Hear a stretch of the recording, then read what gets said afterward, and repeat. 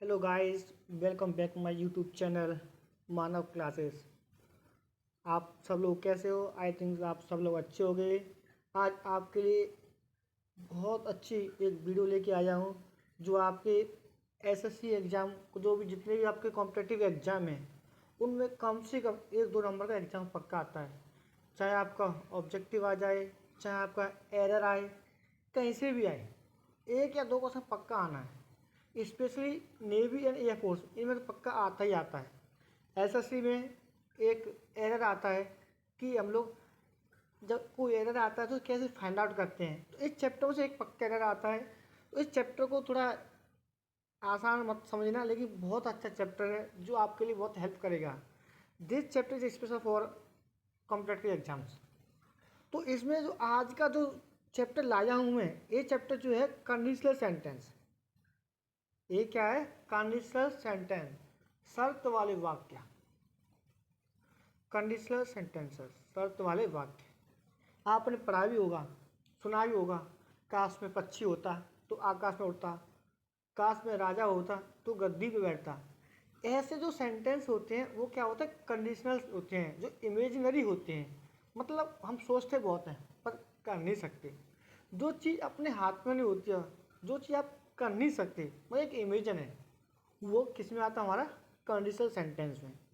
लेकिन जब एग्जाम में आप देने जाओगे या इसे स्टडी करोगे तो कंडीशनल सेंटेंस का रूल्स कुछ अलग होता है, वो आपको फॉलो करना पड़ेगा, सीखना पड़ेगा। कुछ नहीं है, वो छोटा सा टॉपिक है जो अलग से है, कुछ डिफरेंट है। इसे सीखो और एक एरर आएगा, एग्जाम अच्छे से करके आना। ओके, तो आज आपके लिए जो कंडीशनल सेंटेंस है, ये ध्यान रखना, कंडीशनल सेंटेंस को 3 भागों में बांटा गया है। मतलब कंडीशनल सेंटेंस के ओनली 3 नियम हैं। वैसे नियम बहुत सारे हैं, बट जो टेंस बेस पर ओनली 3 नियम है जो आपको पढ़ने हैं। इन्हीं में से पक्का 100% आपको एग्जाम में मिल जाएगा। ओके, तो कंडीशनल सेंटेंस का पहला जो नियम है वो क्या हमारा? फर्स्ट ऑफ ऑल ये आपको पता होना चाहिए कि कंडीशनल सेंटेंस जो होता है वो हमेशा इफ से स्टार्ट होता है। किससे स्टार्ट होता है? इफ से। पहली बात, जब कंडीशनल सेंटेंस आते हैं उसमें 2 वाक्य आते हैं। कितने वाक्य आते हैं? 2 वाक्य। क्लियर है ना? कंडीशनल सेंटेंस इफ से स्टार्ट होगा और पहला वाक्य हमारा, 2 वाक्य आते हैं। एक वाक्य हमारा सिंपल प्रेजेंट होना चाहिए और सेकंड वाक्य हमारा किसका होना चाहिए? Simple future. क्लियर है? सिंपल प्रेजेंट आप जानते होंगे कैसा होता है। तो सिंपल प्रेजेंट मतलब प्रेजेंट डेफिनेट। देखो सिंपल प्रेजेंट कभी पर आ जाता है, एज भी आ जाता है, नो इशू चलेगा, लेकिन सिंपल प्रेजेंट हमारा होना चाहिए। अब पहले कंडीशन तो आपने समझ ली। मतलब फर्स्ट नियम क्या कहता है कि हमारा एप आएगा यदि पहला वाक्य हमारा सिंपल प्रेजेंट में है। कंडीशन क्या है? पहला वाक्य हमारा सिंपल प्रेजेंट में है तो सेकंड वाला वाक्य हमारा सिंपल फ्यूचर में होना चाहिए। That's clear. सिंपल फ्यूचर में होगा इसका मतलब वहाँ पे आपको एरर है, आपको एरर फाइंड आउट करना है। सपोज कि पहला जो हमारा सेंटेंस है, if he page attention comma he will surely pass in the exam. ये बोल रहा है कि यदि आप पैसे जमा करोगे, यदि आपने पैसे जमा किए होते तो आप एग्जाम पक्का पास हो जाओगे। कंडीशन है, आप पैसा जमा करोगे तभी पास होगे, पैसा जमा नहीं करोगे पास नहीं होगे। समझ में आ रहा है?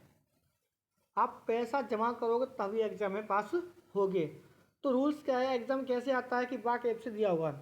और सब्जेक्ट यहाँ देखो, सब्जेक्ट सिंगुलर। सिंपल प्रेजेंट में क्या होता है कि सब्जेक्ट देखना पड़ता है।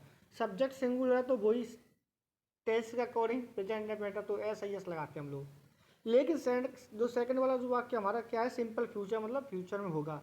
विल या सेल आता है मोस्टली। तो वो आपको देखना है कि वाक्य हमारा एप से स्टार्ट हो रहा है। जब वाक्य हमारा एप से स्टार्ट हो रहा है, सब्जेक्ट एक वचन है तो पेज आ जाना।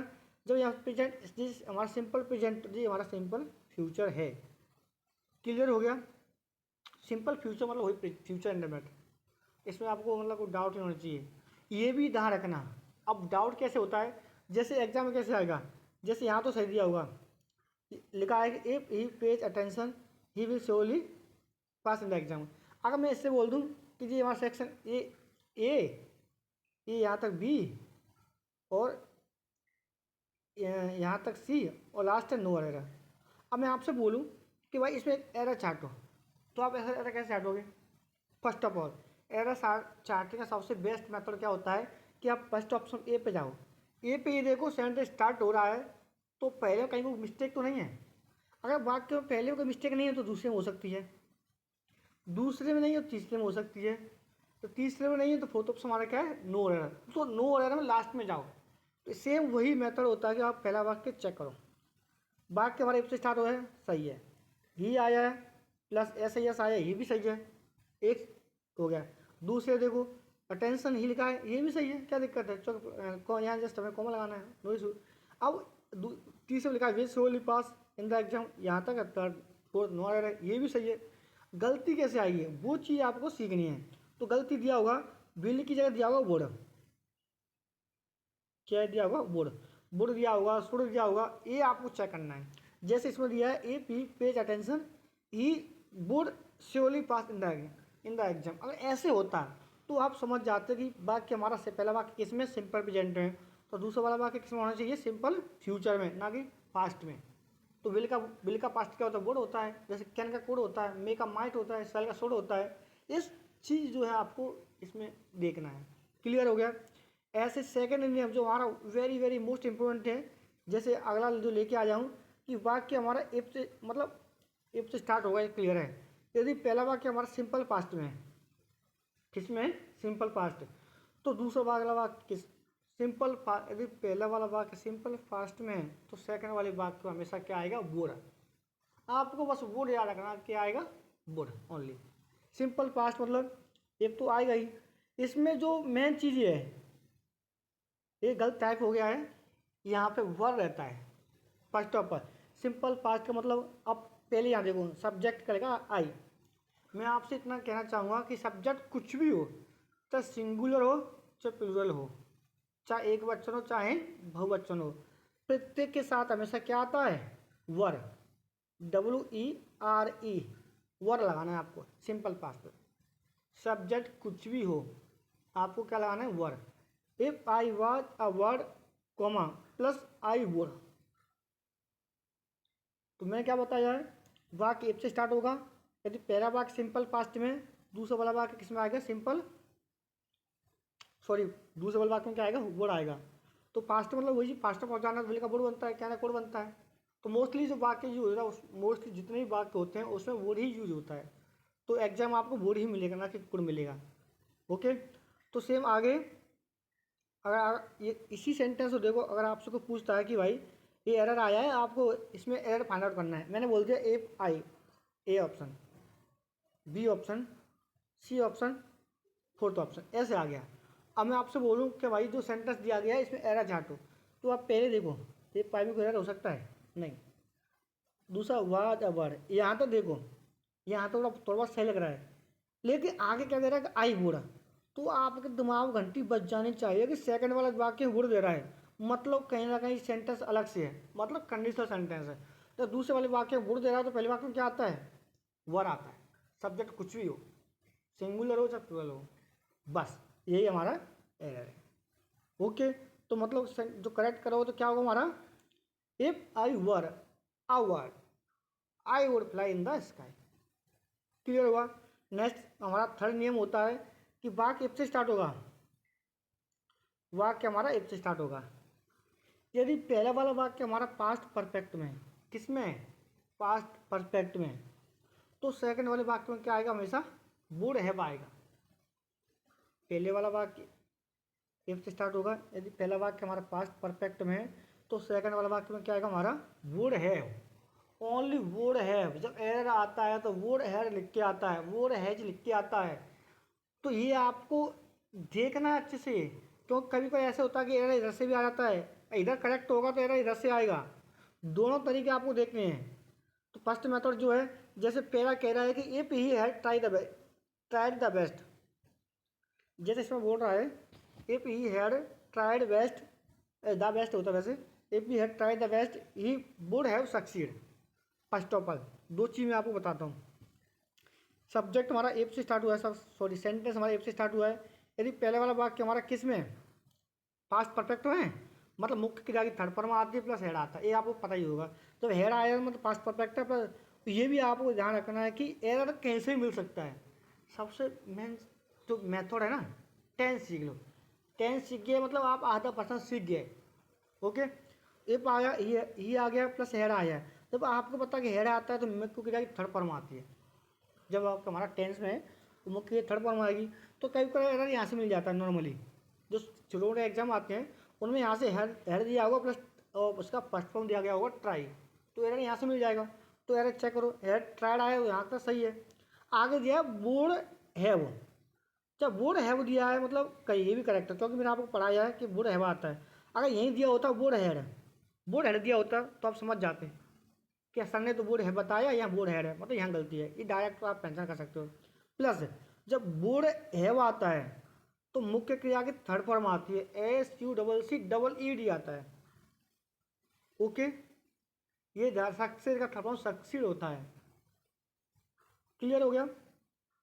If he had tried the best he would have success.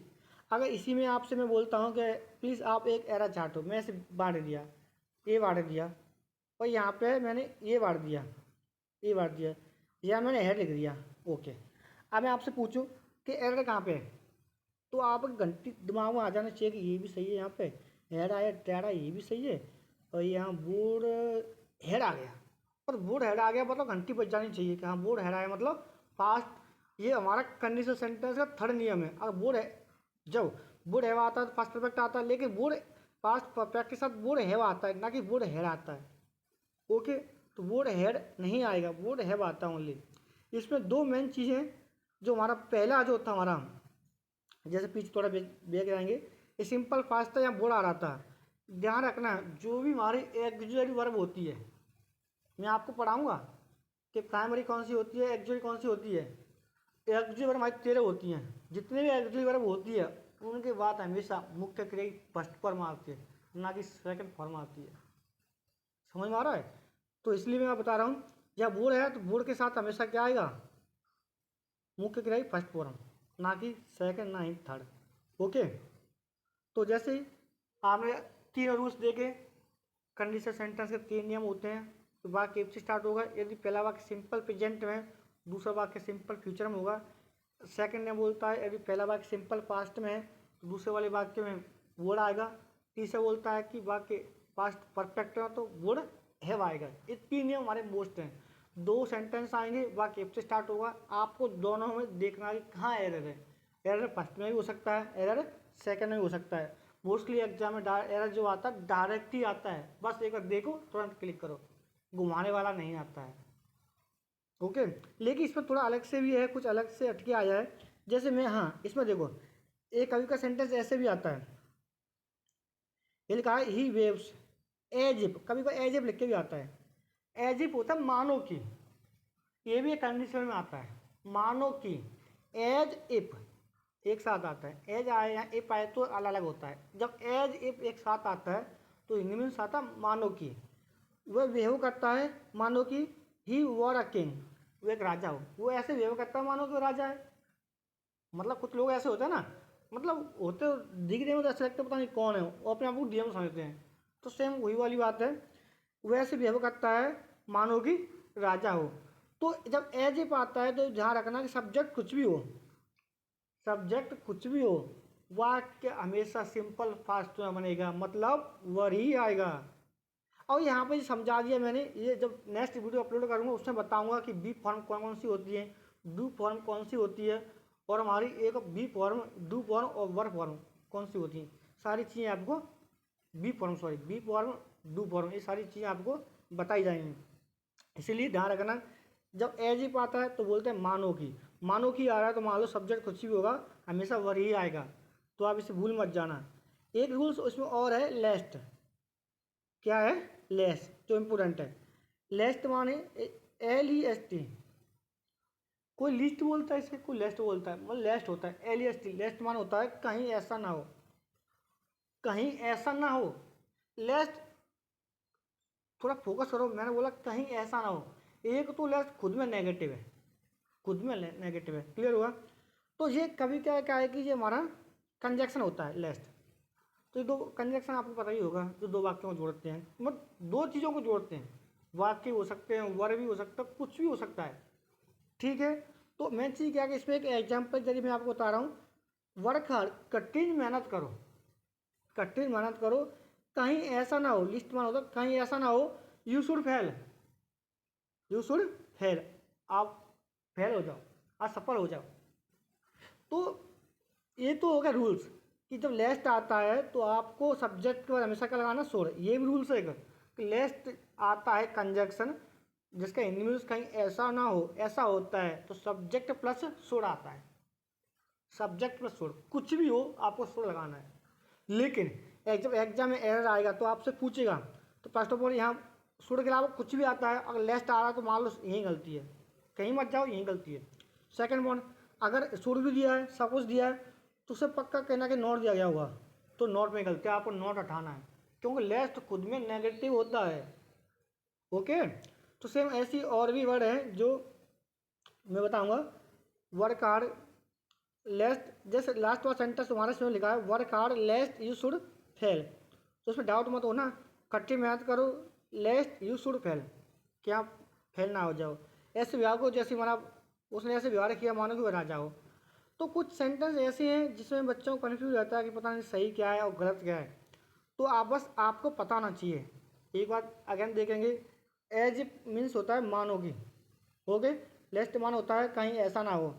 Conditional sentence को 3 भागों में बांटा गया है, मैंने ऑलरेडी बता रखा है, फर्स्ट, सेकंड, थर्ड, क्लियर हो गया। नेक्स्ट एग्जांपल में के एग्जांपल के जरिए मैंने आपको बता दिया है कि एजिप आता है तो क्या आता है, प्लस लेस्ट आएगा तो क्या आएगा। ये 5 जो रूल्स है ना, इतने इतने मोस्ट इम्पोर्टेंट हैं कि आप कौन सा भी एग्जाम ले लो, कंडीशनल सेंटेंस उठा के देखो, एक कंजक्शन सेंटेंस उठा के देखो, दोनों की एक्सरसाइज करना, मोस्टली इन 99% इन्हीं में से एग्जाम में आएगा। इतना अच्छा टॉपिक है जो महत्वपूर्ण है, 1-2 नंबर हमारे लिए बहुत बहुत मायने रखते हैं जब एग्जाम देने के लिए जाते हैं। इसलिए इस टॉपिक को अच्छे से स्टडी करना, प्लस एक्सरसाइज भी लगाना। जो हमारे एसएससी एग्जाम के स्टूडेंट्स हैं, कोई भी कॉम्पिटेटिव एग्जाम के स्टूडेंट्स हैं जो तैयारी कर रहे हैं, उनके लिए वीडियो बहुत ही महत्वपूर्ण है, इट्स वेरी इंपॉर्टेंट। तो प्लीज़ इस वीडियो को अगर समझ में आया है तो लाइक कीजिए, सब्सक्राइब कीजिए, शेयर कीजिए, प्लस बेल आइकन बटन दबाना ना भूलिए, ताकि मैं नेक्स्ट वीडियो डालूँ तो सबसे पहले आपके पास पहुँचे। ऐसे ही आपको और वीडियो मिलने वाली है जो कॉम्पिटेटिव एग्जाम से संबंधित हैं, और बहुत ही अच्छी वीडियो हैं जो आपके एग्जाम में हेल्प करेंगी।